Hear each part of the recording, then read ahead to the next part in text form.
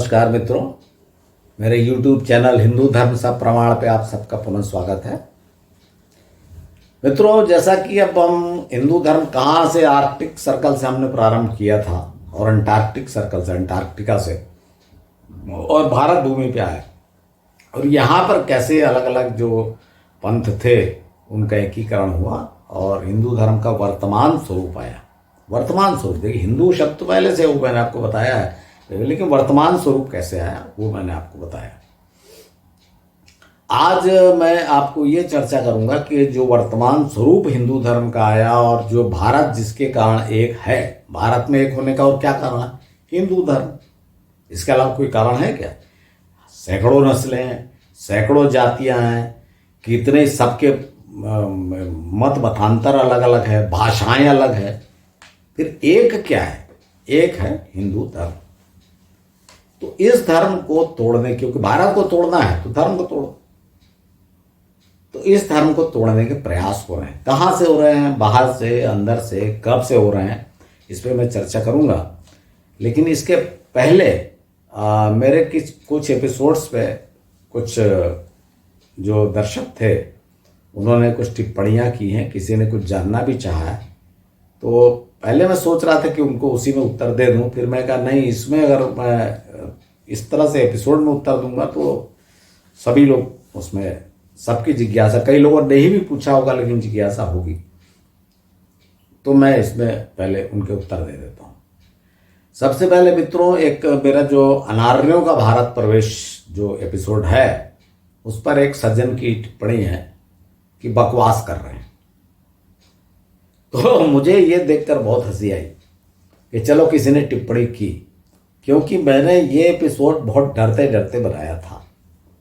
और उसका कारण ये है कि ये जब आप इसको आप देखेंगे ना, तो ये जो मैंने बोला है, मैं बड़े रिसर्च किया तो नहीं बोलूँगा, मैंने जो बोला है, अपने विचार जो प्रकट किए हैं, ये विचार किसी भी मठाधीश ने, किसी बड़े हिस्टोरियन ने, फिलासफर ने, और आपको एंथ्रोपोलॉजी वाले होते हैं उन्होंने, नृतत्व शास्त्री, मानव शास्त्री, किसी ने भी ये विचार प्रकट नहीं किए।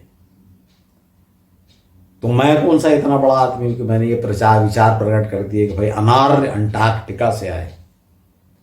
लेकिन मित्रों, जिन्होंने नहीं देखा है वो एपिसोड देखेंगे आप, और फिर आप बोलेंगे कि मैंने उसमें कितने प्रकार के तर्क दिए हैं, कितने प्रकार की जियोलॉजिकल और सब उसमें प्रमाण दिए हैं।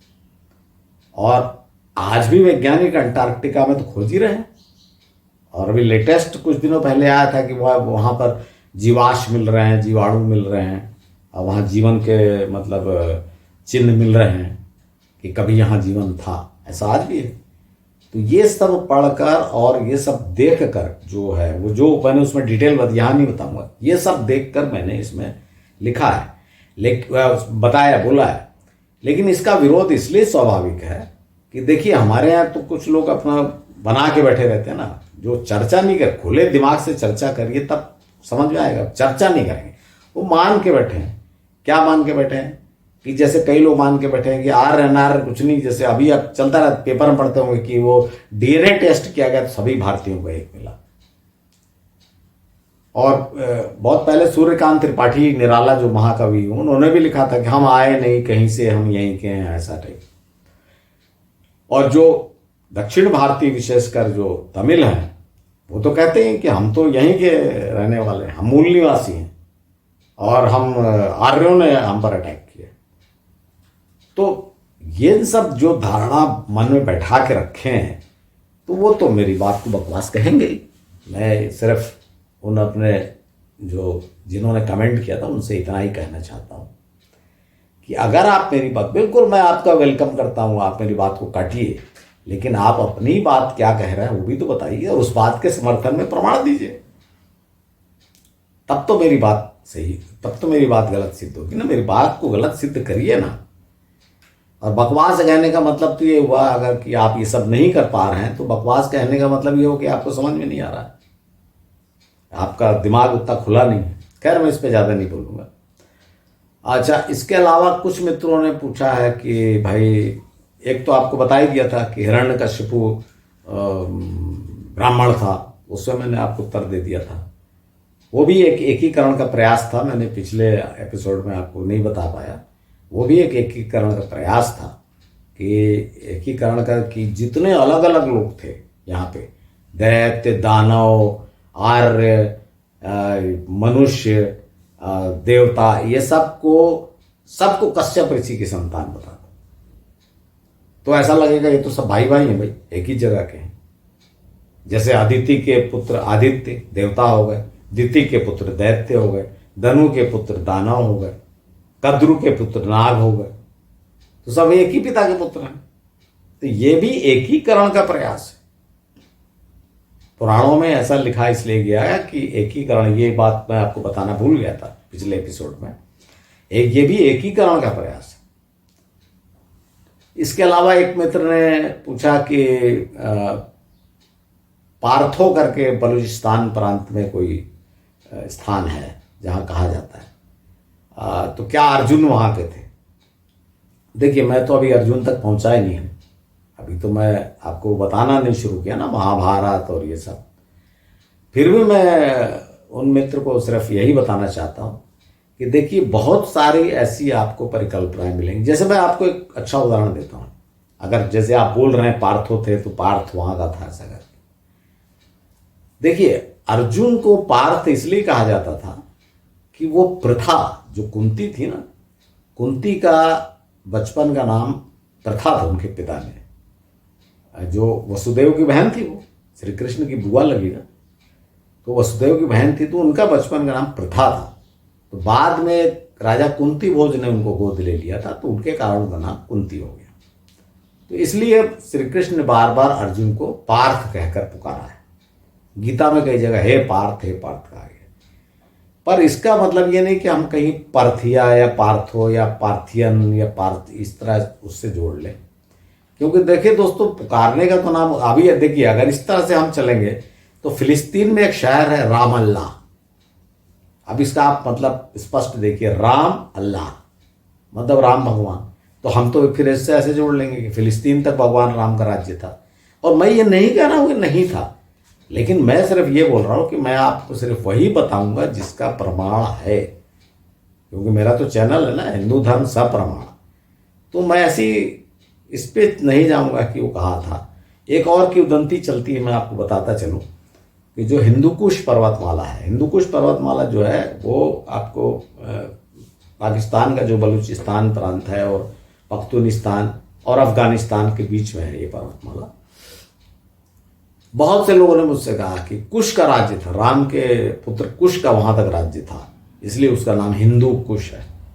तो इस तरह से शब्दों पे और क्या बोलते हैं अंदाजा मत लगाइए। वस्तुतः वहां पर हिंदुओं का राज्य था भाई। मुस्लिमों के आक्रमण से पहले तो हिंदुओं का राज्य था। आपको पता है ना, बामियान घाटी है जहां बुद्ध की बड़ी बड़ी मूर्तियां थी, जिसको तालिबान जब पिछली बार आया था तो तोप से उड़ाया था। प्रसिद्ध है वो बात। तो हिंदुओं का राज था। तो जब इस्लाम मतवलंबियों ने वहां पर अटैक किया तो उन्होंने नरसंहार कर दिया हिंदुओं को। तो हिंदू कुश, जानते हो आप, कुश वर्ड जो होता है मतलब एकदम उखाड़ फेंका हिंदुओं को। इस कारण से उस पर्वतमाला का नाम हिंदू कुश पड़ा। तो हर जगह के स्थान का तो मैं आपको इस तरह से नहीं बता सकता, पर मैं इसलिए आपको इतना ही कहूंगा कि आप मेरे एपिसोड्स पे फोकस करिए, क्योंकि मैं जो बता रहा हूं इसमें यही भ्रांतियों को दूर कर रहा हूं और सच्चाई को सामने ला रहा हूं। और वो प्रमाण सहित मैं क्या मानता हूं ये नहीं बताता, मैं आपको प्रमाण दिखाता हूं। नहीं तो मैं तो मानता हूं बता दूंगा, आप बोल देंगे नहीं मानते हैं या कोई और कुछ मानता है, तो फिर बात खत्म हो जाएगी। तो मैं आपको प्रमाण सहित बात कर रहा हूं, जो भी कर रहा हूं। तो इस तरह मित्रों, और भी कई मित्रों ने ऐसे प्रश्न किए हैं। अच्छा लगता है जब आप मुझसे प्रश्न कर रहे हैं, पर YouTube में अगर मैं उत्तर दूंगा तो सिर्फ आप तक ही जाएगा वो, इसलिए मैं इस प्रकार से उत्तर देने की कोशिश करता हूं। हाँ, पर आपका पूर्ण धन्यवाद कि आपने कम से कम रिएक्ट तो किया मेरे एपिसोड्स पे। तो मित्रों, हम आज की चर्चा प्रारंभ करते हैं कि ये जो हिंदू धर्म है, जो भारत का आधार है और भारत के एकीकरण का कारण है, इसको तोड़ने का प्रयास हुआ है। क्योंकि भारत को तोड़ना है तो हिंदू धर्म को तोड़ना होगा। कैसे प्रयास हो रहा है इस पर थोड़ी सी चर्चा, ज़्यादा बड़ी नहीं। देखिए, एक तो प्रयास पहले ही हुआ जो आपको मैंने बताया था, स्वामी विवेकानंद वाला, कि जो 3 लोगों ने सुधार करने की कोशिश की, 3 विचारकों ने, महात्माओं ने, संतों ने हिंदू धर्म में सुधार करने की कोशिश की, उनको विधर्मी घोषित कर दिया गया। तो वो 3 अलग धर्म हो गए, जबकि वो हिंदू ही धर्म के पार्ट होते अगर नहीं ऐसा किया जाता तो। उसके बाद ये जो मनुस्मृति में जोड़ा गया, ये सब अंदर से बता रहा हूँ आपको, मनुस्मृति में जो जोड़ा गया, ये आपको जब मनुष्य पे चर्चा करूँ डिटेल में, अभी बोल देने में आपको उत्तर समझ में नहीं आएगा। अगर आपको ये पता ही मनुस्मृति जो है आज के जातिवाद का कारण है, तो मैं आपको बताऊंगा कि मनुस्मृति जातिवाद का कारण नहीं है। जातिवाद का कारण है विवाह, और उस पे जो कानून बनाए गए थे उसके कारण से जातियां में, वो कैसे डिटेल में आपको बताऊंगा। पर एनी हाउ, ये तो धार्मिक कारण तो हुआ ही, भारत को तोड़ने का, जैसे दलित जातियां बनाने का, जिसके कारण इतना विरोध हो रहा है। इसके बाद फिर अगर और आगे तोड़ने के प्रयासों की बात करेंगे तो ये जैसे इंग्लैंड, फ्रांस, इन सब के जो अटैक हुए, उसके पहले मुस्लिमों का अटैक हुआ, तो वो धर्म परिवर्तन, चाहे लालच से हो, चाहे दबाव से हो, जिस तरीके से भी हो, ये धर्म परिवर्तन किया गया। तो एक तो ये प्रयास हुआ कि दूसरे धर्म, आज देखिए भारतवर्ष में ही, भारतवर्ष ही एक ऐसा धर्म है, भाई पारसी तो अपने आप आए थे, पारसी तो जान बचा के वहाँ से आए, तो पारसी भी यहाँ है, ईसाई हैं, सिख है, मुस्लिम है, जैन है, बौद्ध है, कितने धर्म हो गए। तो ये भी तोड़ने का प्रयास था, तो उससे टूटा तो नहीं लेकिन खंडित तो हो ही चुका है। और आप देखे होंगे, एक थोड़ा सा आप ऑब्जर्व करिए, अगर आपको लग रहा है कि मैं कोई बड़ा हिंदू धर्म के पक्ष में कोई झंडा उठा के बोल रहा हूँ, मैं तो आपको एनालिसिस कर रहा हूँ और आपको प्रमाण दे रहा हूँ। आप ये बताइए कि भारत में जब भी अलगाववाद की बात उठती है, ये कहाँ से उठती है? भारत के टुकड़े करने की जब भी बात उठती है, ये कहाँ उठती है? ये हमेशा देखिएगा ऐसे स्थानों पर उठती है जो हिंदू धर्म को के अलावा दूसरे धर्म वाले जहां पर बहुमत में हैं। और इसी कारण से पहले पाकिस्तान, बांग्लादेश सब बन चुके। अभी भी आप देखिए नागालैंड, जहां पर ईसाई बहुल क्षेत्र है, ईसाई बना दिया गया मिशनरियों के द्वारा। पाकिस्तान, कश्मीर जहां मुस्लिम बहुल क्षेत्र है, पंजाब जहां पर ये खालिस्तान की मांग उठती है, ये ऐसे क्षेत्र जहां हिंदू बहुमत में नहीं है, वहां पर ये मांग उठती है भारत को तोड़ने की। तो इससे आप समझिए कि धर्म का आप महत्व न दें, लेकिन एकीकरण कौन करता है, किसने किया है? केवल हिंदू धर्म ने भारत का एकीकरण करके रखा है। मैं ये बात आपको बता रहा हूं, और ये देख लीजिए, बहुत से लोग को हो सकता है बुरा लगे सुनने पर, ये फैक्ट है कि नहीं है। मैं कोई संत महात्मा तो हूं नहीं कि मैं आपको भाषण दे रहा हूं, मैं कोई पार्टी का हूं, झंडा उठा के कि मेरे को वोट दो। हाँ, लेकिन मैं इतना जरूर बताऊंगा कि ये सब हो रहा है वोट के कारण, क्योंकि वोट चाहिए। और अगर आप देखें ना, तुष्टीकरण की जो नीतियां चलती हैं, रिजर्वेशन देना है, जब भाई रिजर्वेशन हिंदू धर्म में जो पीड़ित लोग थे, जिनको सताया गया था सैकड़ों साल से, उनको रिजर्वेशन दिया गया, तो फिर ये बात कहाँ से उठती है कि भाई मुस्लिमों को रिजर्वेशन देंगे, इसको रिजर्वेशन, या अल्पसंख्यक? जैसे हमारा धर्म क्या है, हमारा जो संविधान है, जिसकी बार बार दुहाई दी जाती है, संविधान क्या है भाई? मैंने भी प्रति मंगाई संविधान की, मैंने ही पढ़ा, तो उसमें पहले लिखा है कि हम भारत के नागरिक, मतलब हम सब भारत के नागरिक समान है, कहने को मूल अधिकार में दिए हुए कि सब बराबर रहेंगे, सबके लिए एक समान कानून होगा। ये तो प्रस्तावना में और मूल अधिकार है। जो सुप्रीम कोर्ट संसद के बनाए हुए कानूनों को रिजेक्ट करता है, वो किस आधार पे रिजेक्ट करता है? कि भाई ये मूल अधिकार पे आक्षेप हो रहा है। तो जब इसमें आश्चर्य है कि इसमें सुप्रीम कोर्ट भी इस पे जो स्वयं संज्ञान ले लेता है छोटी छोटी बातों पे, कि भाई वो दही हांडी की ऊंचाई कितनी होना चाहिए, उस पर ले लेता है संज्ञान। वो इतनी महत्वपूर्ण कि भाई एक नागरिक सब समान हो ही नहीं रहे। आप केंद्र को निर्देश दे नहीं, कम से कम निर्देश दो कि भाई समान नागरिक संहिता बनाई जाए। भाई एक ही धर्म, मैं धर्म के अलग की बात नहीं कर रहा हूं, वो तो अलग धर्म। आपने अल्पसंख्यक आयोग बनाया, मतलब क्या हुआ? आपने एक धर्म वालों को प्रोटेक्शन दे दिया। फिर आपने हिंदू धर्म में ही बोले दलितों को प्रोटेक्शन दे दिया। भाई आप आर्थिक आधार पर देते, गरीब हैं बिल्कुल दीजिए, पिछड़ा है दीजिए, लेकिन आपने जातिगत आधार पर दिया। उसके बाद आपने क्या किया कि जो एक ही धर्म में, जैसे मुस्लिम धर्म, महिलाओं के अधिकार कम है, पुरुष 4 स्त्रियां रख सकता है, महिलाएं तो नहीं रख सकती, और पुरुष कभी भी 3 तलाक बोल सकता है। तो महिलाओं के अधिकार तो पुरुषों के समान नहीं है। मैं ये नहीं बोल रहा हूं कि हिंदुओं में नारियों पर अत्याचार नहीं होता है, नारियों पर अत्याचार पूरे विश्व में होता है। जब मैं नारियों की अवस्था विषय पर बोलूंगा तब आपको बताऊंगा कि जहां भी आप समझ रहे हैं कि बड़ा नारियों का उद्धार हो चुका है, वहां की स्थिति क्या है, ये आपको बताऊंगा।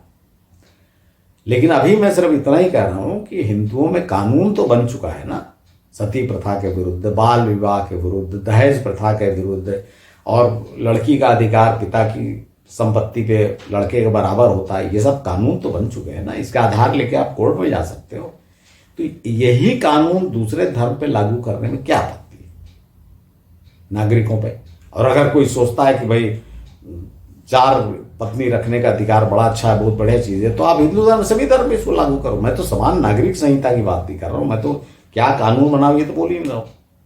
एक नागरिक संहिता क्यों नहीं लागू हो रही इस देश में?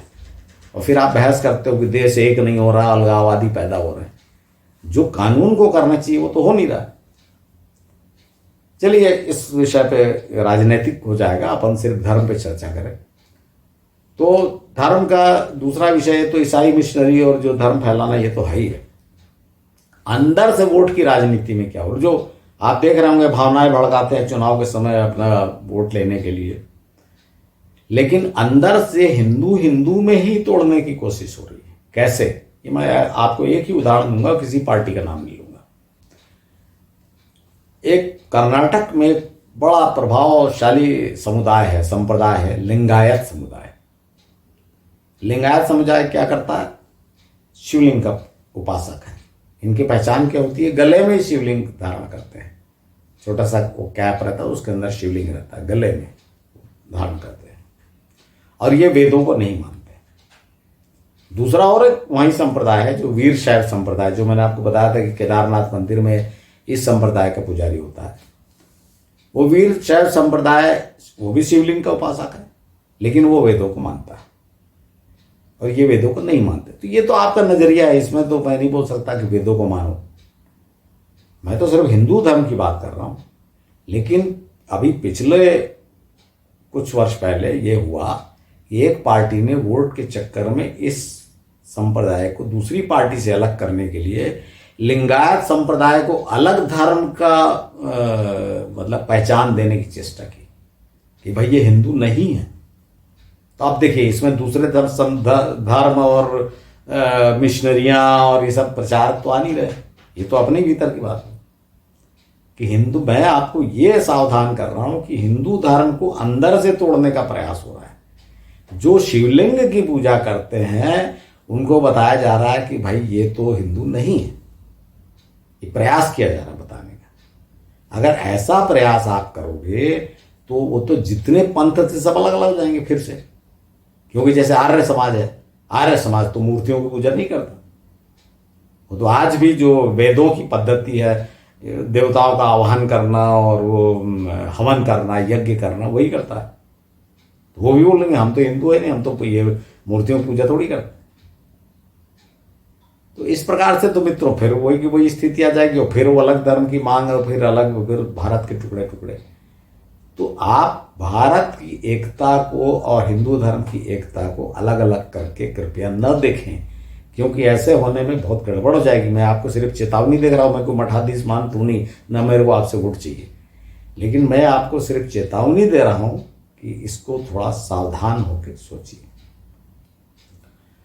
मित्रों। जो इस तरह से और भी आपको मैं कई उदाहरण दे सकता हूं। ये जो बाबा लोग जो बीच में आ जाते हैं ना, ये बाबा नहीं आए थे, सब जेल में है, कोई कहीं है, ये क्या है? ये सब हिंदू धर्म को तोड़ने का प्रयास है। आप कुरीतियों पाखंड को लाओगे, लड़कियों से जो श्रद्धालु भक्त बेचारे जो अंधविश्वासी आते हैं उनको अत्याचार करोगे, रेप करोगे, तो लोगों की हिंदू धर्म में श्रद्धा खत्म होगी। ये भी तो सब अंदर से प्रयास ही हो रहा है ना, अभी भी प्रयास है जो लोग। अच्छा, फिर अब जो इसमें देखिए प्रयास क्या होता है, जैसे एक हैं बड़े प्रसिद्ध आदमी हैं, वो मेश्राम जी, कोई बड़े नेता हैं अनुसूचित जाति के, उनका वीडियो बड़ा आता रहता है, वो लगातार गाली देते रहते हैं। भाई इसमें मेरा कहना ये है कि कुरीतियां, वो तो पहले ही बोला था आपको, कुरीतियां इसीलिए तो 3 बनाया, लेकिन जिनका प्रभुत्व था, तो आपका विरोध स्वाभाविक है। तो आपको ब्राह्मणों का विरोध है, बिल्कुल आपके मन में चिढ़ है, भाई आप दलित हैं, मेरे मन में नहीं है उतना विरोध, आपके मन में होगा क्योंकि आपने भुगता है उस चीज को, स्वाभाविक है। लेकिन आप इतना तो कर सकते हैं ना, आपको मंदिर बनाने से कोई रोक रहा है, आप अपना मंदिर बनाइए, आप खुद पूजा करिए, ब्राह्मण को मत आने दीजिए उस मंदिर में, ब्राह्मण को मत आने, क्या नहीं हो सकता? लेकिन नहीं, आपको ये नहीं करना है। आपको तरह तरह की डिमांड करना है कि मंदिरों में ब्राह्मण पुजारी न रखे जाएं। भाई जो एक परंपरा मैंने आपको बताया था कि जो शंकराचार्य ने स्थापित की, और अनेक लोग, उस परंपरा को तोड़ना मतलब हिंदू धर्म को तोड़ना है। अगर इस बात को मान लो तो हिंदू धर्म को तोड़ दोगे आप। तो जो पॉसिबल है, जो गलत है, जैसे कि ये सब बने ना जाति के अगेंस्ट, ये सब तो हो ही रहा, वो तो बना ही है। आप जहां तक हिंदू मंदिर मान लीजिए, कोई मंदिर उसमें घुसने नहीं दिया जा रहा है, तो भाई मंदिर बन सकता, हालांकि ये भी गैर कानूनी हो गया है, कोई रोक नहीं सकता आपको मंदिर जाने से, लेकिन आप अपना मंदिर बना सकते। सैकड़ों मंदिर बन रहे हैं, तो आप भी अपना मंदिर बना सकते हो, आप अपना मंदिर बनाइए और पूजा करिए, कौन रोक रहा है? ऐसा न करके आप सतत लगातार हिंदू धर्म को गाली देना, ये क्या है, क्या दिखाता है? हिंदू धर्म को तोड़ने का प्रयास। और इसको ये नहीं सोच रहे हैं कि ऐसा करके, क्योंकि बहुत कम दिमाग के लोग हैं, ये नहीं सोच रहे हैं कि ये भारत का, देश का नुकसान कर रहा है। भाई आपको अगर हिंदू धर्म से चिढ़ है तो आप नास्तिक हो सकते हो, आपको मत, कौन बोल रहा है कि आप राम और कृष्ण को भगवान, आप नास्तिक हो जाइए, दूसरे धर्म में चले जाइए। लेकिन ये दूसरे धर्म में जाएंगे, बौद्ध धर्म स्वीकार करेंगे और रिजर्वेशन भी लेते रहेंगे। तो ये जो पाखंडी लोग हैं, इनसे सावधान रहना चाहिए सबको, उनकी जाति वालों को भी, कि भाई इनका ये उद्देश्य है क्या। तो ये जो मित्रों, ये जब जो चीजें हैं ना, इससे थोड़ा सा मैं आपको सावधान कर रहा हूं, और ज्यादा मैं इस पर नहीं बोलूंगा, क्योंकि इस पर ज्यादा बोलना, आप सिर्फ सावधान रहिए कि क्या हो रहा है, कौन क्या कर रहा है। ये पार्टियां भी बहुत गजब गजब के फतवे लाती हैं और बड़े अजीब अजीब से काम करती हैं। तो आप तो ये देखिए कि तौल के देखिए, खुली आंखों से देखिए कि सत्य क्या है, और सत्य का साथ दीजिए। बस इतना ही कहना है कि देश का साथ दीजिए, सत्य का साथ दीजिए। धन्यवाद। आपको मेरा एपिसोड पसंद आया होगा तो कृपया सब्सक्राइब और शेयर करें। मित्रों, अगले एपिसोड की प्रतीक्षा करें। धन्यवाद।